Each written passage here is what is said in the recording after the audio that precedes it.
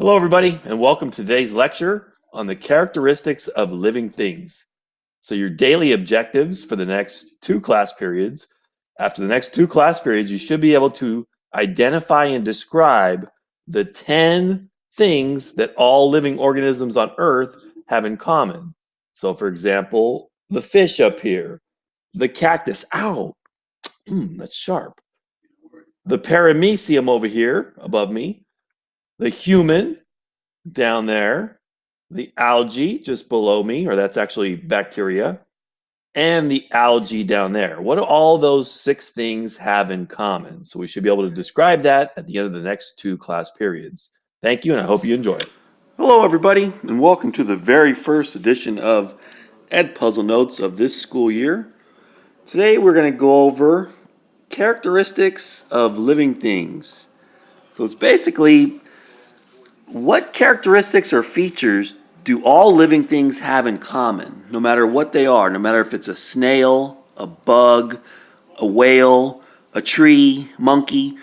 There's certain characteristics that all living things have in common. That's what we're going to go over today. All right, so we're going to go over 11 different characteristics of life, 11 different characteristics that all living things have in common. And so how are you going to remember all 11? Well, I came up with these two words, cheddars. You've heard of cheddar cheese. Well, cheddar, the cheese, is really spelled with an A right there, but we're going to pretend like cheddar is spelled with an E. So cheddars. And if you have a friend named Dominic, maybe you would call him Dom. So we have cheddars, Dom. And so what does this mean? All right, the C in cheddars. All living things are made of cells. All living things are made of cells. Bacteria, fish, trees, algae, all made of cells. All living things maintain what's called homeostasis. Homeostasis, which is just like a balance. So like if it's 110 degrees outside and you guys are at lunch, your body temperature does not go up to 110 degrees. Your body keeps it balanced at about 98 degrees. So all living things maintain some sort of homeostasis. All living things need energy. All living things require energy, which most organisms, most animals get through eating. Plants get their energy by converting sunlight and carbon dioxide they make sugars. So all living things need energy. All living things develop and they also grow during their lifetime. So all living things develop, they change throughout their lifetime, and they also grow, they get bigger. The other D stands for DNA. No matter what type of living organism you are, all of them are based on the same molecule called DNA, which gives you your characteristics. So everything living has DNA. The next E is all living things evolve. So over hundreds or thousands or millions of years, organisms change. They become more well adapted to their environment. The next letter, R. All living things have the ability to reproduce. So basically, all living things have the ability to have babies. So no matter what you are, monkeys have baby monkeys. Bacteria, they don't have baby bacteria, but they do divide to make more bacteria. S, this stands for stimuli. All living things respond to some sort of stimuli. So if someone comes up behind you and goes boo, you might jump. Or if it's freezing cold, you might shiver. You're responding to stimuli. If they put a bright light in your face, you'll probably put your hand up to block the light. So that's you responding to different stimuli. The D in Dom. All living things eventually die. That makes sense. If you're alive, eventually you're going to die. So all living things have a relative finite lifespan. Nothing lives forever.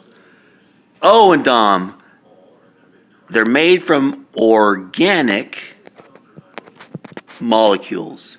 So living things are made from organic molecules, and I'm going to go over what all these are in just a minute. And last but not least, the last one, the M, is All living things show some form of movement. I mean, obviously, animals like us and cats and dogs, our movement, we can move around, we can run, we can walk, whatever.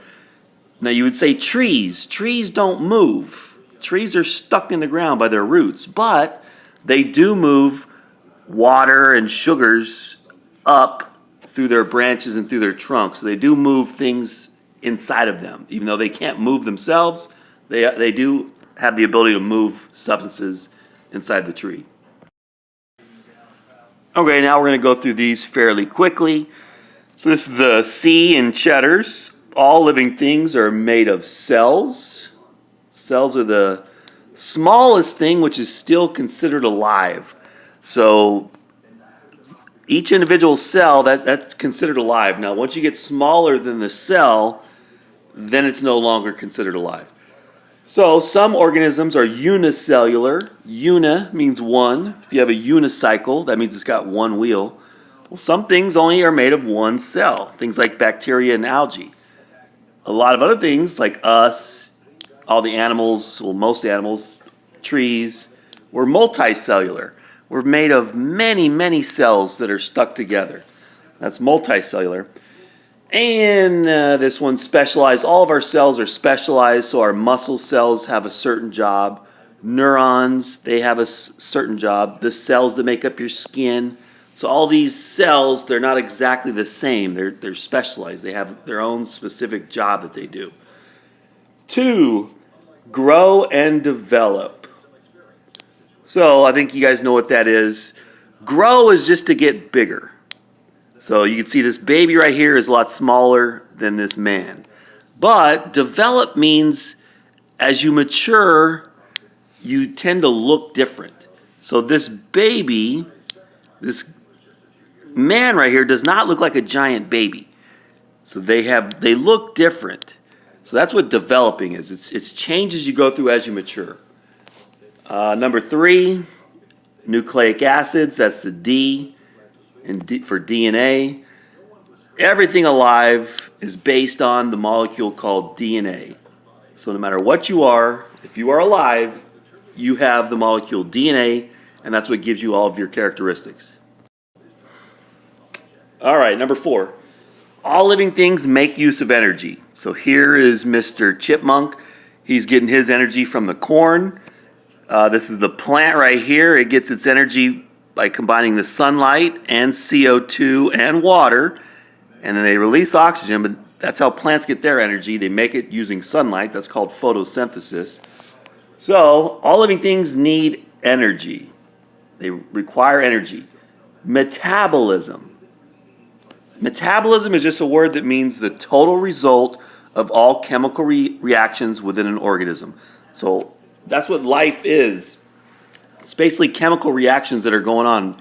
When you're digesting your food, that's a chemical reaction. When you're thinking, when you're using your muscles, those are chemical reactions. Well, all those chemical reactions put together make up what's called your metabolism. Now, some people, especially young people, they say, oh, they have a really fast metabolism. That basically means they can eat whatever they want and they stay somewhat thin. Where if somebody has a slow metabolism, they could eat like all carrots and celery and they tend to put on weight. So that's all that means. Heterotrophs, we'll go over this later, like in a month or so. Heterotrophs are things that need to eat. So Mr. Chipmunk right here, if you need to eat something to get your energy, you're a heterotroph. You guys are heterotrophs. You got to eat. If you don't, you'll die. Autotrophs are things that do not have to eat to get their energy. Those are where the plants and algae come in. Plants don't eat. You can try feeding plants a sandwich or something. They won't eat it. But they do get energy by using the sunlight. Number 5, that was the R in Cheddar's. All living things have the ability to reproduce, which means just have babies. Number 6, all living things are made from organic molecules. And this one's super easy. All it means is they're made mostly of carbon and hydrogen. The elements carbon and hydrogen. So here's a fatty acid, which, if you eat butter or oils, anything that has fats in it, lipids, Fatty acids, that's, you look at all the hydrogens and carbons. There are some oxygens too, but made almost entirely of carbons and hydrogens. That's organic. Okay, number 7, all living things respond to internal or external stimuli. I use this example, I don't know if it really works, but I want you to think, looking at this lemon right here, I want you to visualize you grabbing that lemon in your hand, taking it up and taking a big bite out of that lemon. Think about it. You bite that lemon. Now, if you notice, did your mouth start to water right now when you thought about biting a lemon? Usually it does. That is your mouth is making saliva in anticipation of biting something like a lemon that is very sour and is very acidic. Well, when your mouth even thinks about it, it makes saliva. That is you responding to a stimulus. 8, maintain homeostasis. This guy right here, if he's hot, that's probably why he's got that little sweat stain underneath his arm. Well, his body wants to stay at 98.6 degrees Fahrenheit. Well, if it's too hot, if it's hot outside, if it's higher than 98.6, the body releases sweat to get that body temperature back down to keep it stable at around 98.6 degrees. Same thing when this guy, if his blood, if it starts to get dehydrated, he'll feel thirsty. And then it'll make him want to drink water, which will make him hydrated. So everything wants to stay in balance, and that's all what homeostasis is. It's a process by which organisms maintain a balance between their internal environment and the external environment. Number 9, looks like there's not a number here, but I'll give it one. Number 9, all living things evolve and adapt over time to their environment. So if you look here, this is a modern whale that you would see in the ocean today. But if you went back about 35 to 40 million years ago, whales actually had legs. Whales lived on land. But they would spend a little bit of time in the water, but for the most part, they lived on land. And then as they started to spend more and more time in the water, they lost their legs and they grew fins. That's evolving. That's evolution. And all living things tend to change over time in order to give them a better chance to survive in their environment. So if you went to the snow and you saw a rabbit, usually in the snow, rabbits have white fur. Why? Well, it's harder to see them. So if you have white fur in your rabbit, you have a better chance to live. So more and more rabbits would become having white fur. That's what evolution is. That's what an adaptation is. Any trait or feature that gives an organism a better chance to survive, that's an adaptation. All living things evolve. All right, now the last 2. Remember the M in DOM, Cheddar's DOM. The M stand for movement. And like I said earlier, not all living things can exhibit locomotion, which means like move around, like run or fly or swim. Not all things can do that. A lot of things can, most things can, but not all. But even though they can't move themselves, they can still transport substances inside of their body. Trees move substances, sugar and water. They have to move it from their roots all the way up to the very top of their leaves. So they can move stuff around inside of them, even though trees can't get up and walk around. And the last one is all things have a definite lifespan, which basically means, in a nutshell, eventually all things are going to die. And that is the D in Cheddar's DOM. Now, the closest thing to being alive but isn't really alive, not considered alive, are viruses. So if you happen to get the flu this year, that is a virus that invaded your body and got you sick. Viruses do have DNA and RNA. They do have the same genetic code that we have, that living things have. They also contain organic compounds like proteins. But viruses, what makes them not living is a couple things. Viruses don't need to eat. So viruses do not have any metabolism. They do not require any energy. Another thing is viruses cannot reproduce. So viruses can't have baby viruses. They can't make copies of themselves unless they invade one of your cells. So that's the only way viruses can reproduce. They have to get inside one of your cells, and then they can make copies of themselves. But if they don't get into one of your cells, they can't reproduce. Therefore, viruses are not considered living because they do not have all of the characteristics that living things have in common. So to be considered living, you got to have all the characteristics of Cheddar's Dom.